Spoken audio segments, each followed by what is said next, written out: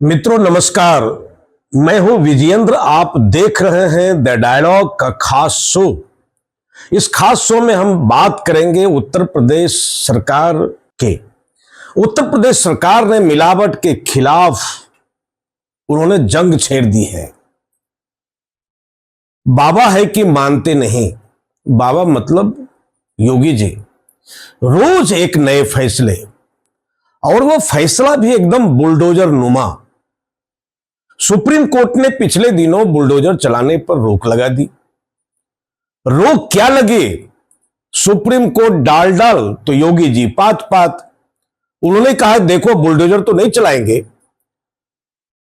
लेकिन इनकाउंटर करने में कोई दिक्कत नहीं। जब से सुप्रीम कोर्ट ने यह फैसला दिया, बुलडोजर पर रोक लगाया, तो योगी जी ने रास्ता बदल करके इनकाउंटर की संख्या बढ़ा दी। और इनकाउंटर जैसे हुआ तो अखिलेश यादव और विपक्ष जो है योगी जी को घेरने लग गए कि जात न पूछो अपराधी की। और योगी जी जो है बिल्कुल अपराधियों की जात देख करके इनकाउंटर करवा रहे हैं। बातें जब आगे बढ़ी, मंगेश यादव की कहानी आप जानते ही हो कि अखिलेश यादव ने लगातार घेरने का काम किया कि योगी जी जात देख करके इनकाउंटर करवा रहे हैं। लेकिन यह जब तक सवाल आगे बढ़ता तब तक एक और ठाकुर परिवार से जुड़े हुए अपराधी की हत्या हो गई। तो बात तो बराबर हो गई, यादव भी मरे, राजपूत भी मरे। कुल मिलाकर के इनकाउंटर, बुलडोजर, पक्ष विपक्ष बहस जारी है।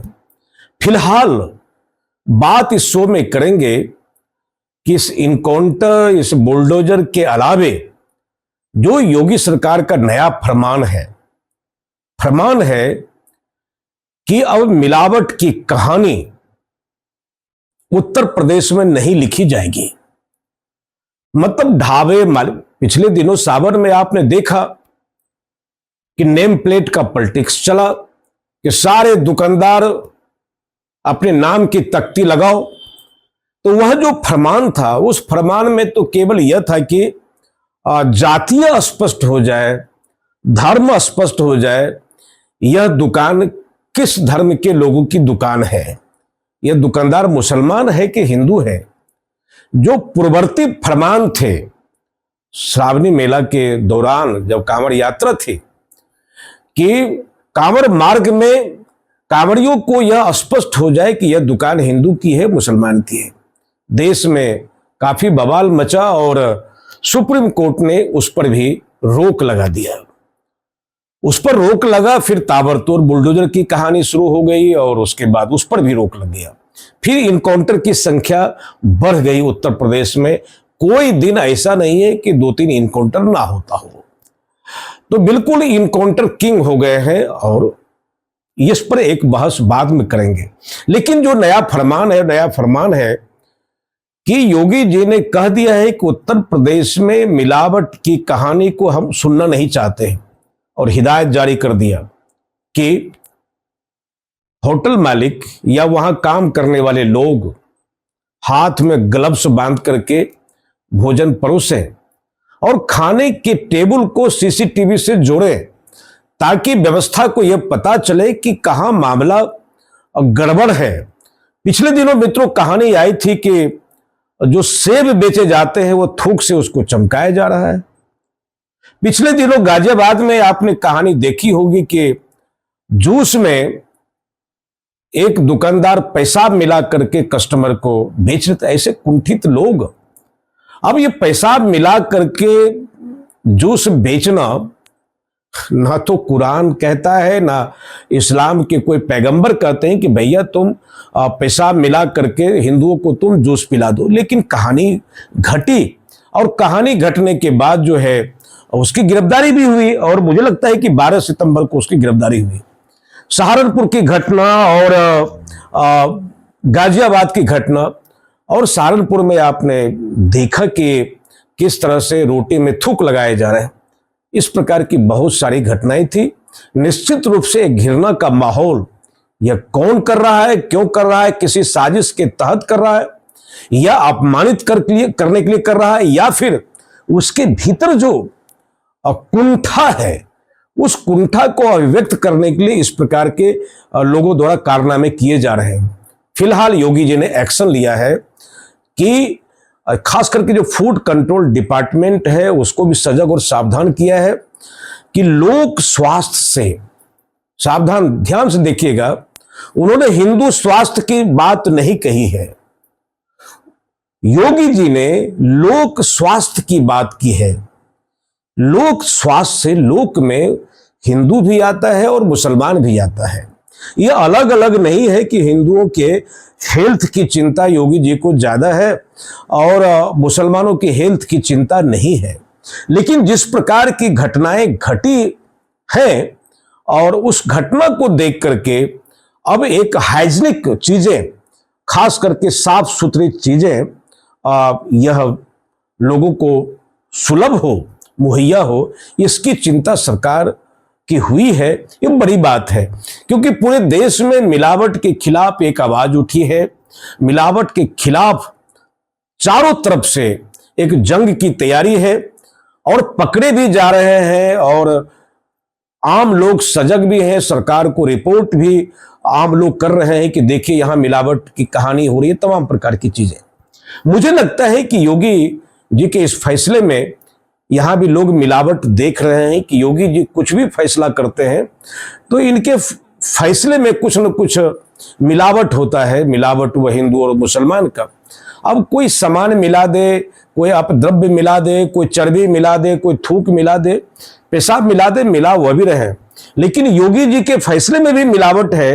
वो कुछ भी काम करते हैं तो हिंदू मुसलमान को देख करके काम करते हैं। लेकिन डायलॉग के मंच से मैं साफ कहना चाह रहा हूं कि और जब लोक स्वास्थ्य की बात होती है तो निश्चित रूप से मैंने अभी कहा था कि लोग का मतलब हिंदू मुसलमान नहीं होता है, लोग का मतलब लोग होता है। इसको इस रूप में ना देखा जाए। फिलहाल जो फरमान है कि तमाम जितने भी ढाबे हैं उनकी जो व्यवस्था है, उनके जो मालिक हैं, सब कुछ स्पष्ट होना चाहिए।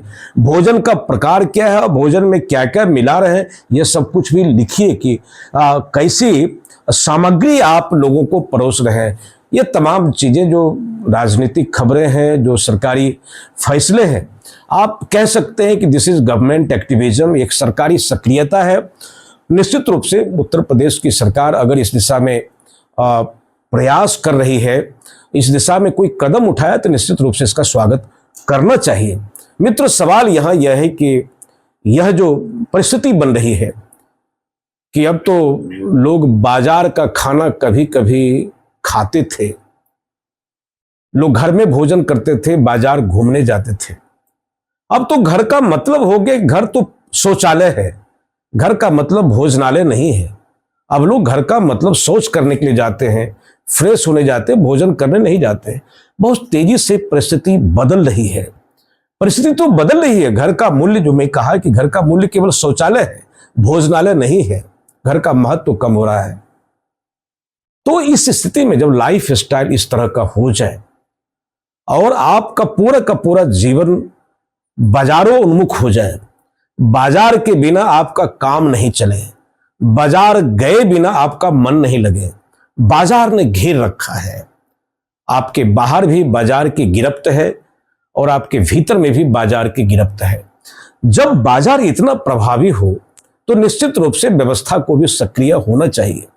योगी जी समझ लिए हैं कि लोग लगातार भोजन, स्ट्रीट फूड या तमाम प्रकार के जो चौराहे पर भोजन करते हैं वो देखते होंगे और चल ही रहा है यह मामला। मित्रों, गंभीर सवाल यह है कि जब जीवन इस तरह से बदल गया हो तो निश्चित रूप से बदलते इस लाइफ स्टाइल को देख करके व्यवस्था को पहले ही बदल जाना चाहिए।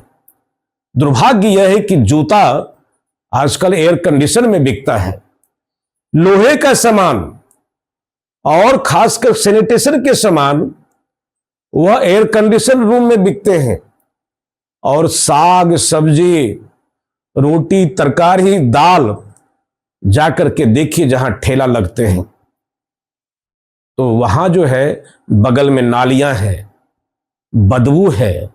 वही जो है वेज बिरयानी और नॉन वेज बिरयानी, रोटी चावल छोले, मक्खियां बैठ रही है।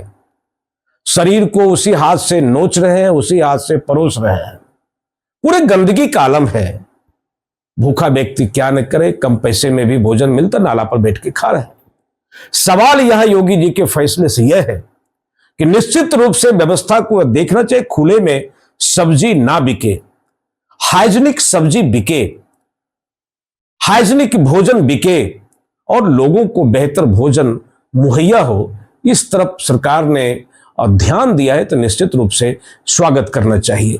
और भले ही मामला तिरुपति का है, वेंकटेश्वर का है, वहाँ के लड्डू में चर्बी का मामला है, निश्चित रूप से फूड सिक्योरिटी डिपार्टमेंट जो है, जो खाद्य नियंत्रण विभाग है, निश्चित रूप से उसको सक्रिय होना पड़ेगा। अब आपने सुना है कि मिलावट, कल खबर आई कि लगभग बहुत सारी जो दवाइयां हैं, दवाइयों में जो जीवन को बचाने का काम वो दवाई करती है, उन दवाइयों में भी मिलावट। पिछले एपिसोड में मैंने कहा कि कोई ऐसा सामान नहीं है, आप थाली देख लीजिए, बाहर की बात और खतरनाक है। घर का भी भोजन दूषित है, लेकिन घर का भोजन है, कम बीमारियां होगी। लेकिन बाहर में अगर आप भोजन बेचते हैं तो लापरवाही बर्दाश्त नहीं करना चाहिए। एक एक होटल का जो है ना मुआयना करना चाहिए। दिन भर नहाता नहीं है, पसीना चू रहा है, रोटी बेल रहा है, उस आटे में उनके पसीने जा रहे हैं, इस प्रकार की चीजें हो रही है। मुझे लगता है कि इससे एक सवाल और उठेगा कि आप अगर इस तरह की बहुत टाइट करेंगे तो गरीब लोगों का रोजगार छिन जाएगा। लेकिन गरीब लोगों को भी प्रशिक्षित करने की आवश्यकता है, उसको भी हाइजीनिक का पाठ बढ़ाना पड़ेगा, हाइजीनिक की सीख देनी पड़ेगी कि कैसे भोजन बेचना है, कैसे सब्जी को ढक करके रखना है, कैसे धूल और गंदगी उस पर ना जाए, इसके भी प्रशिक्षण की आवश्यकता है।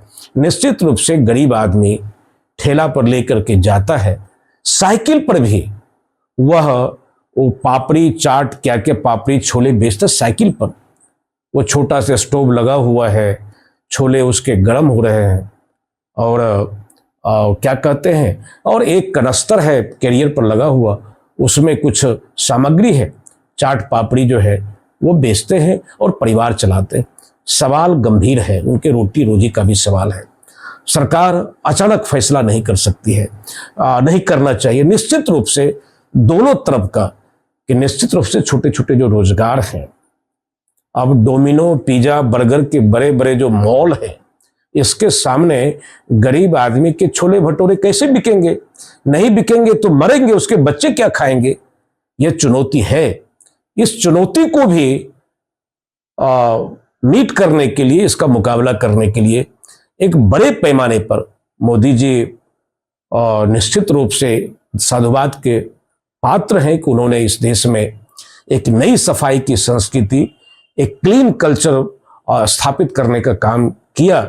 आज चौराहे की गंदगी लगभग समाप्त है, एक स्वच्छता को लेकर के एक माहौल देश में बना है। वही माहौल एक हाइजीनिक सामान को लेकर के भी बननी चाहिए, गुणवत्ता की भी जांच करनी चाहिए, और जो फेक विज्ञापन चल रहे हैं इसकी भी जांच करनी चाहिए। जहां रेहड़ी पटरी है उसको लगाना चाहिए कि किस जगह पर यह लगे, उसके लिए जगह मुहैया करना चाहिए। बहुत जगह खाली पड़ी है, वहां एक खाने पीने का वातावरण भले ही 500 मीटर की दूरी पर हो, लोग चल के जाए, वहां भोजन करें, इसकी भी व्यवस्था करनी पड़ेगी। कई मोर्चे पर काम करने की हमारी स्थिति बननी चाहिए। मुझे लगता है डायलॉग के मंच से यह काम करना चाहिए, क्योंकि जब से यह फरमान हुआ है मायूसी है उन गरीब आदमी जो ठेला लगा करके छोले कुलचे बेचते हैं, उनके आंसू को भी देखना चाहिए, उनकी बेचैनी को भी देखना चाहिए। उस पर डंडा नहीं चलना चाहिए, उनकी व्यवस्था करनी चाहिए कि जो स्ट्रीट वेंडर है वह कितना मैक्सिमम एक संभव स्वच्छता का पालन कर सकते हैं, यह देखने की जरूरत है। और उन तमाम लोगों से भी निवेदन है जो मेरा शो देख रहे हैं, कम से कम भोजन तो भगवान का प्रसाद है, इससे जीवन निर्मित होता है, सिंचित होता है। कम से कम लापरवाही बरती जाए, हम स्वच्छता का ख्याल रखें, स्वच्छ सामान बेचें, और अगर सामान अपशिष्ट हो गया है, खराब हो गया है, उसको फेंक दें या फिर पशु को खिलाएं। इस प्रकार की एक संस्कृति, एक जो नागरिक कर्तव्य है, नागरिक दायित्व है, यह निभाना चाहिए। एक बात इस शो के साथ साथ मैं बात करना चाहता हूं, इसी प्रकार के कुछ सवाल है आपको समझने के लिए कि गांधी के सत्याग्रह में कुछ हिंसक गाय काटने वाले, मुर्गा काटने वाले, बकरा काटने वाले भी लोग शामिल हो गए थे। गांधी जी से लोगों ने सवाल किया कि गांधी जी, आप इतनी अहिंसा की बात करते हैं, इतनी अहिंसा की कवायद आपकी इस यात्रा में है, आपके साथ तो ये हत्यारे कसाई सब भी घूम रहे हैं। गांधी जी ने बहुत ही मार्मिक उत्तर दिया। वह उत्तर योगी सरकार के लिए भी है, देश की तमाम सरकारों के लिए है। वह उत्तर यही है कि जब तक हम इनके लिए कोई भोजन की, जीवन यापन की वैकल्पिक व्यवस्था नहीं कर दें, तब तक इनको हम कसाई वाले काम से वंचित नहीं कर सकते हैं। ठीक है, योगी सरकार ने कठोर फैसला किया है। इस कठोर फैसले के पीछे उन गरीब लोगों की पीड़ा को भी ध्यान में रखना पड़ेगा, उनकी व्यवस्था करनी चाहिए, क्योंकि उनकी अस्तित्व, उनके परिवार का प्रश्न प्रथम है। बहुत बहुत धन्यवाद। फिर हम दूसरे एपिसोड में इसी प्रकार के कुछ गंभीर सवालों, उसके विश्लेषण और जन अपेक्षा को लेकर के जो बात हम लोग की समझ में आती है वो आपके सामने रखने का प्रयास करते हैं। फिर बने रहिए, हम दूसरे शो में पुनः हाजिर होंगे। नमस्कार।